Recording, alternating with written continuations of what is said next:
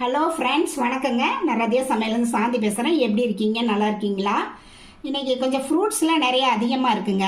அதில் கிரேப்ஸ் கொஞ்சம் கூட இருக்கிறனால நான் அதை வந்து கிரேப்ஸ் வச்சு ஒரு ஸ்குவாஷ் செய்ய போகிறேன். நான் எப்படி செய்கிறேன்னு செஞ்சு காமிக்கிறேன். ஃபஸ்ட் டைம் வீடியோ பார்க்குறவங்களா தான் சப்ஸ்கிரைப் பண்ணிக்கங்க.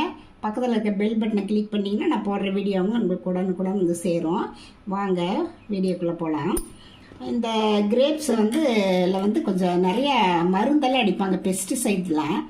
அதனால் நம்ம வந்து ஃபஸ்ட்டு இந்த இதில் இருக்கிறதுல நம்ம உதுத்தி வச்சுக்கிட்டு கொஞ்சம் மஞ்சள் உப்பு போட்டு நம்ம நல்லா வாஷ் பண்ணிக்கலாம். ஒரு 10 நிமிஷம் இருக்கிற மாதிரி இதில் இருக்கிற எல்லா கிரேப்ஸையும் நல்லா எடுத்துக்கலாங்க தனித்தனியாக. நல்லா மூழ்கிற அளவுக்கு இதில் வந்து தண்ணி பிடிச்சி வச்சுருக்காங்க. இதில் கொஞ்சம் மஞ்சள்தூள் ஆட் பண்ணிக்கலாம்.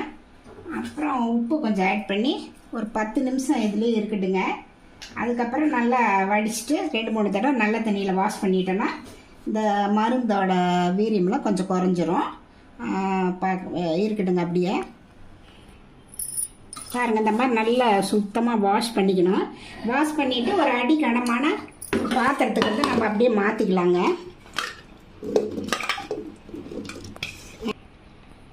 இது 1 கிலோ அளவுக்கு இருக்குது. நான் ஒரு 2 கப்பு தண்ணி இது மிதக்கிற அளவுக்கு ஊற்றிக்கலாங்க. நல்லா 2 கப்பு ஊற்றிருக்கேன். மிதக்கிற அளவுக்கு அடுப்பை ஆன் பண்ணி நல்லா ஒரு 10 நிமிஷம் 1/4 மணி நேரம் நல்லா அதிலே வேகட்டுங்க.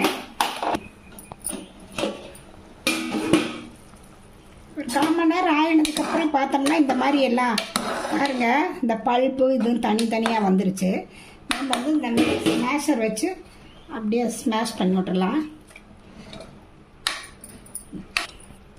நல்லா அந்த மாதிரி ஸ்மேஷ் ஆனதுக்கப்புறம் இன்னொரு 5 நிமிஷம் நல்லா வேகட்டுங்க. நல்லா வேக வைக்கலாம் ஒரு 5 நிமிஷம். பாருங்கள், எல்லாம் நல்லா அந்த கொட்டை பல்ப்பு எல்லாம் தனித்தனியாக எல்லாம் வெந்துருச்சு. நம்ம இதை வந்து ஃபில்ட்ரு பண்ணிக்கலாங்க. இந்த ஜூஸ் வடிக்கிற வடிகட்டியில் வடிச்சுக்கலாங்க. வடிகட்டினதை வந்து ஒரு அடிக்கனமான பாத்திரத்தில் மாற்றிருக்கேங்க. இதில் வந்து இனிப்புக்கு வந்து ஒரு அரை ஸ்பூன் போட்டிருக்கேன், அதாவது 1/2 கப்பு போட்டிருக்கிறேங்க.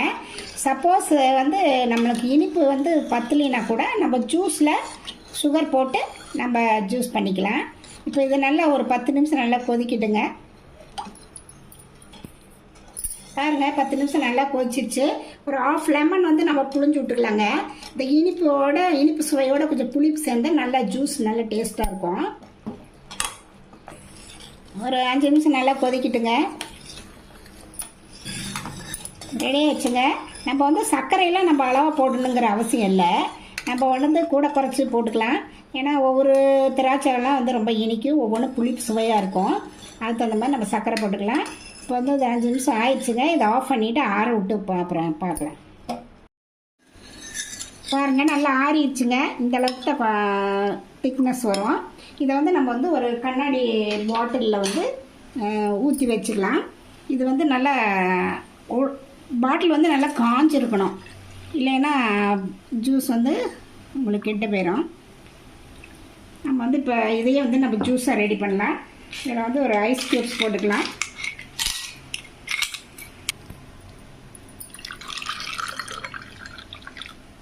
கொஞ்சம் தண்ணி ஆட் பண்ணிக்கலாங்க.